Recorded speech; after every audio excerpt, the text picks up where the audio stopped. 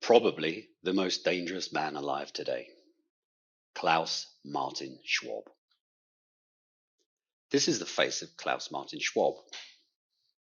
Do you know who he is? He's the founder of the World Economic Forum, or WEF, a group of billionaires, corporate interests, and their puppets in various governments and organizations around the world.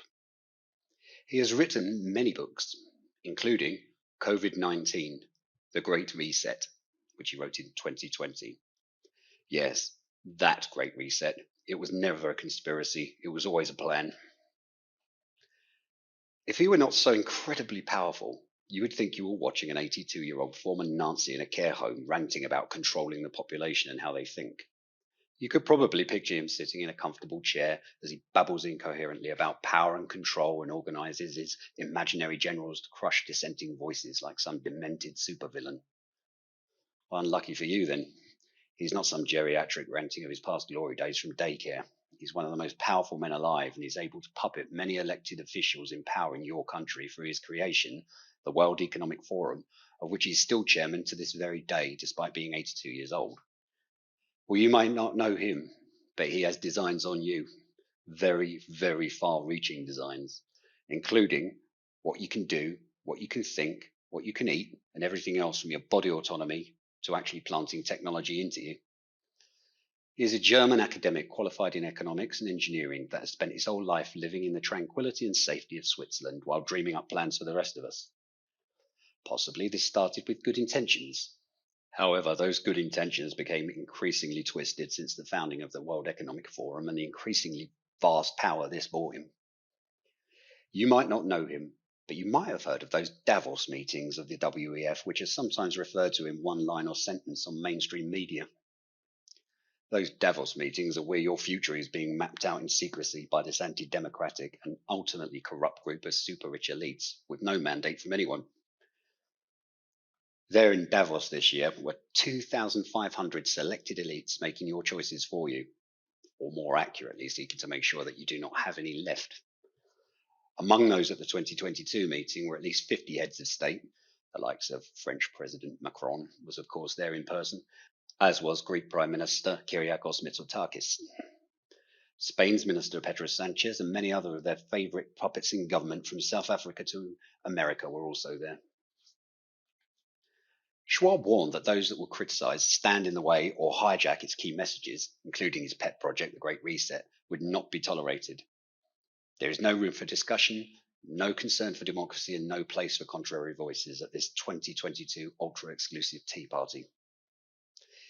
He made it very clear that if you do not like what they have in mind for you, then you will be treated with contempt, which is stealth language, meaning plainly that the power of the group will be brought to bear on you if you have the public presence and capability to meaningfully speak back to them.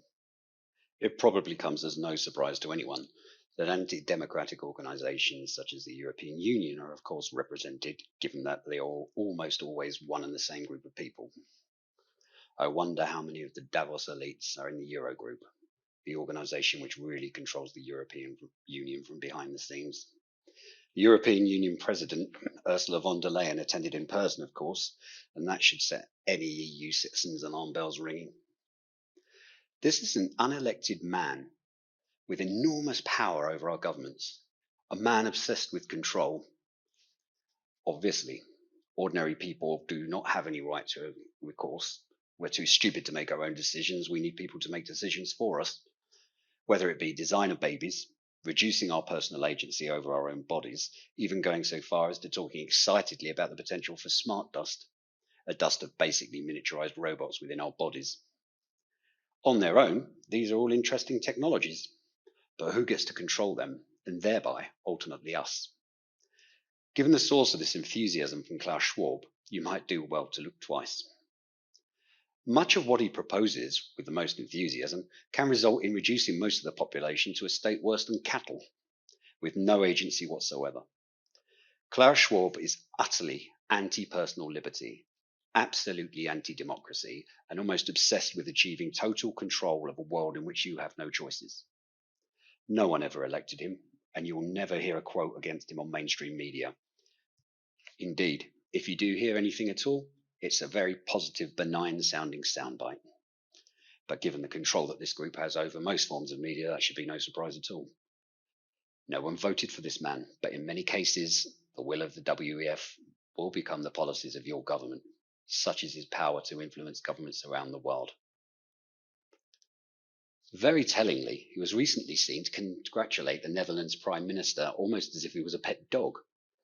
The Netherlands President Mark Rutte had proposed a series of devastating changes to agricultural policy and regulation in the Netherlands, which is likely to see 50,000 farmers becoming financially unsustainable. Following WEF guidelines like a good doggy. Klaus Schwab was so pleased that if Mark Rutte had been in reach, I think he would have literally patted him on the head. Surely, if there's one thing we learned over recent years, it is our vulnerability to lengthy global supply chains. At the same time, we also learned much about the many harms these supply chains can have when it comes to the environment. We gave up much when we gave up local self-sustainability in favour of global super producers and the race to the bottom when it comes to price. Yet corporations seem to be making higher profits than ever. So who then is causing the greatest cost to the environment? The local farmer in the Netherlands producing local crops for his own market, or the vast super conglomerates that produce the vast majority of the world's food and have an almost total monopoly over food, meat, and everything you eat? The climate change argument does not work if these regulations destroy 50,000 farms in the Netherlands, and the Netherlands then has to ship food from one of the big global super producing countries and the corporations that control them, often doing enormous damage to the environment and even local communities in the countries in which they produce their product. Think about that for a moment. At a time where we have global supply chain problems, Great Reset, turn off or reduce the food supply further, Great Reset, hand control of that food to the super corporations and everyone in the WEF. Eventually, your choice will not be who to vote for. It will be, do I want to eat? Everyone's a winner, except you. Bear in mind that this group, they are in parallel trying to create the equivalent of the Chinese social credit system. So everyone can be equal, except some more equal than others. I refer back to the earlier statement about intolerance of any world that could criticize the group's key message. So then, if you speak back, would your global credit score go down? Would your social credit score be reduced? Would you be entitled to less food? Perhaps not get a loan? Be overlooked for jobs? Probably. The Netherlands is a drop in the ocean in terms of pollution, and they have already done a great deal to reduce things such as nitrogen-based fertilizers since the 1990s. But the cost of living in Europe is currently spiraling out of control due to shortages. Yet, farmers are extremely likely, if not inevitably, going to collapse if this legislation was to succeed. But this will just be the start. The WEF do not want this to just happen in the Netherlands, but everywhere that the WEF can gain influence without the population pushing back to stop them, and they're very likely to be ruthless in trying to prevent dissenting views. You will not see the WEF asking the super producers and corporations based in the countries from which the greatest pollution arises to do the same as those in the West.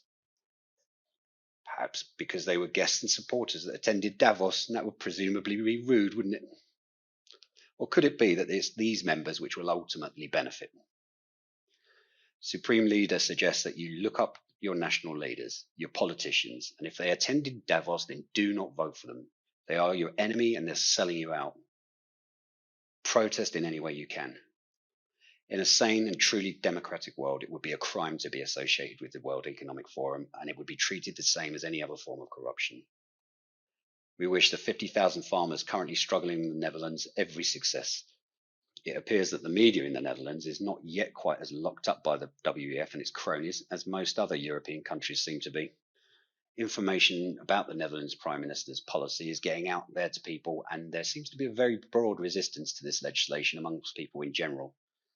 We hope that all the people in the Netherlands are successful and they stop this madness.